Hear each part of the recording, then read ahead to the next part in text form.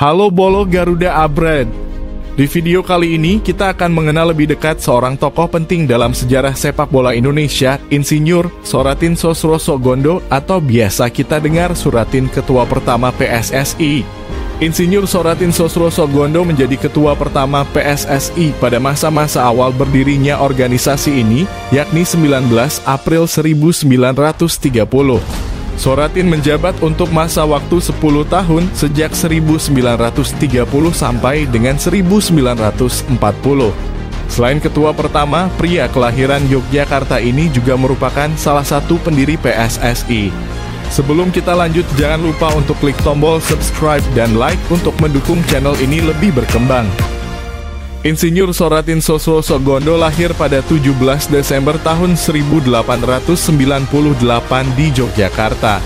Beliau adalah sosok yang sangat berperan dalam membentuk sepak bola di Indonesia. Suratin adalah anak dari seorang guru dan pengarang buku bernama Raden Sosroso Gondo.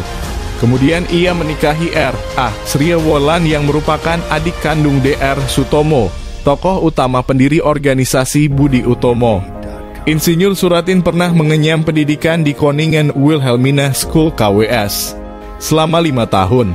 Setelah menempuh pendidikan teknik sipil di Jerman, Soratin kembali ke Indonesia dengan semangat untuk memajukan tanah air. Insinyur Soratin kembali ke Indonesia dan bekerja di sebuah perusahaan bangunan milik Belanda di Yogyakarta, Sistem and Lausada. Dia menjadi satu-satunya orang Indonesia yang duduk di posisi tinggi sejajar komisaris dalam perusahaan itu, bersanding dengan orang-orang dari bangsa lain.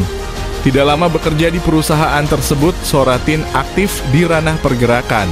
Tahun 1930, Insinyur Soratin memulai langkah besar dalam dunia sepak bola dengan mendirikan Persatuan Sepak Bola Seluruh Indonesia atau PSSI. Saat itu Soratin merasa penting untuk memiliki organisasi sepak bola yang bisa menjadi wadah bagi klub-klub sepak bola Indonesia dan sebagai bentuk perlawanan terhadap penjajahan Belanda. Kegemarannya akan sepak bola dan kecintaannya terhadap tanah air mendorongnya untuk menjadikan olahraga itu sebagai media pemersatu kaum muda Indonesia. Kala itu ia bergerak secara diam-diam untuk bertemu dengan sejumlah tokoh di bidang sepak bola di beberapa kota seperti Jakarta, Yogyakarta, Bandung, dan Solo. Rapat pembentukan PSSI pertama kali diadakan pada tanggal 19 April 1930 di Yogyakarta yang dihadiri oleh beberapa perwakilan klub sepak bola dari berbagai kota di Jawa. Dalam rapat tersebut, Soratin terpilih sebagai ketua pertama PSSI, menandai dimulainya era baru dalam sepak bola Indonesia. Setelah itu mulai tahun 1931, PSSI menyelenggarakan kompetisi sepak bola yang mempertemukan klub-klub dari daerah di Indonesia secara rutin.